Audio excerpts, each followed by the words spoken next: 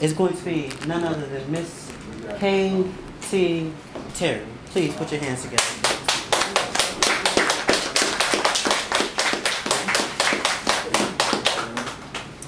Thank you. And as promised, I guess about 2 months ago or something? Yes.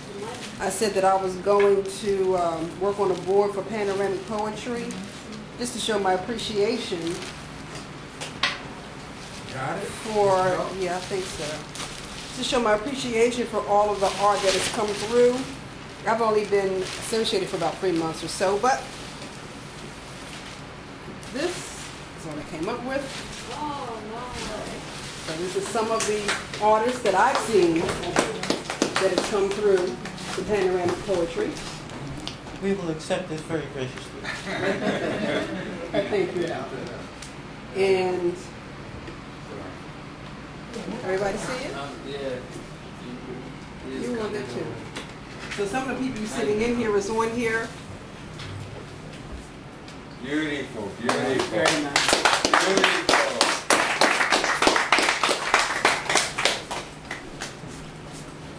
Hey, Crucial, how come you're not on this? He's on there. I am.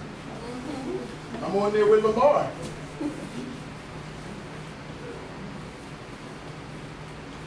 I will check that out later. All right. I am K.T. Terry, the Poetic Queen.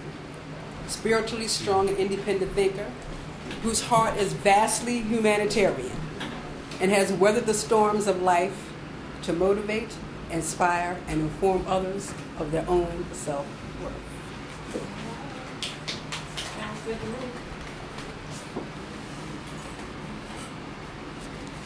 Let's start with word pollution. I am so tired of gangster rap inundating our community with their street vernacular.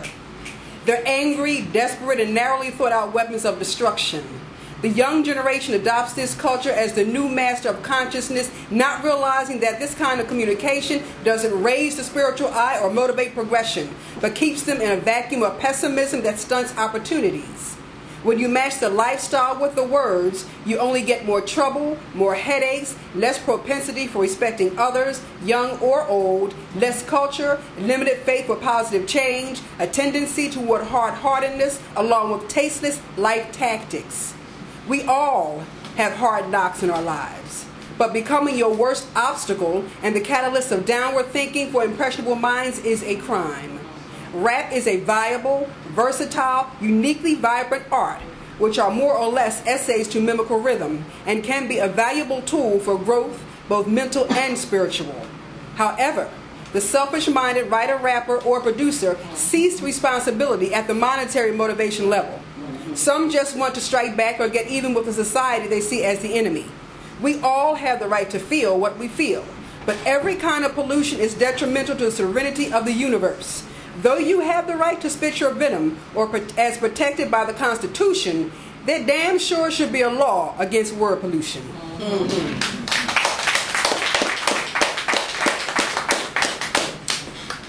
This one is called comeuppance.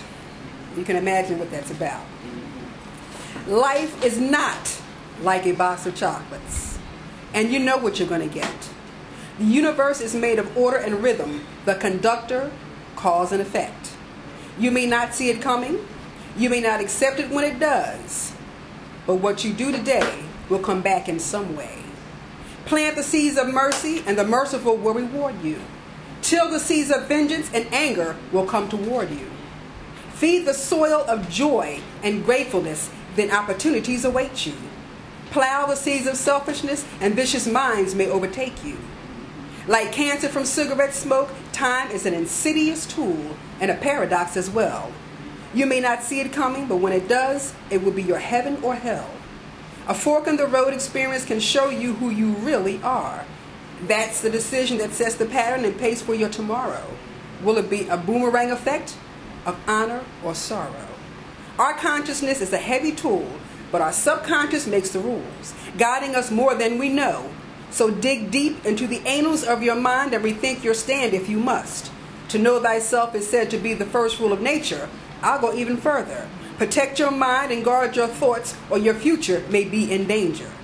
Don't fool yourself into thinking that you can do what you want and that life is free, because at the right time, your comeuppance will either be bitter or it will be sweet.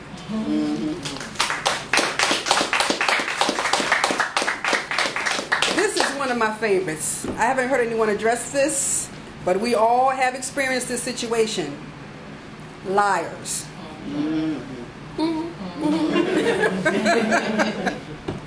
Liars have no integrity. Liars have no courage.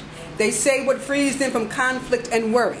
Liars can't be trusted and will always get busted sooner or later. Liars destroy relationships. Their game is weak, the thoughts are whack, at a moment's notice they'll stab you in the back. If you love a liar, better pray for strength to flee, because the liar isn't capable of a committed reality.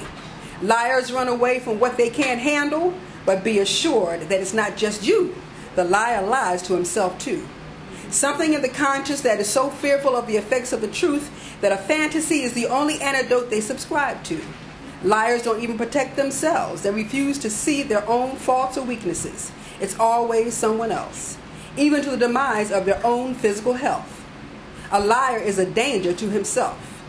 A liar can sink into the abyss of depression because the subconscious knows the guilt and confusion that brings remorse.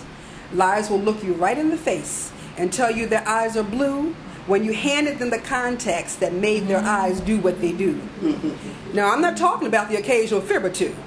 I'm talking about the habitual liar, the one that will lie or die. The boss who lies can end an occupation. The spouse who lies can end a relation. The child who lies can start a war of nations. The teacher who lies can stun a promising mind. The preacher who lies will answer to the Father in due time. So be careful to watch and listen intently when you're dealing with a liar. You better check your facts once, twice, 3 times, because liars enjoy playing with people's minds.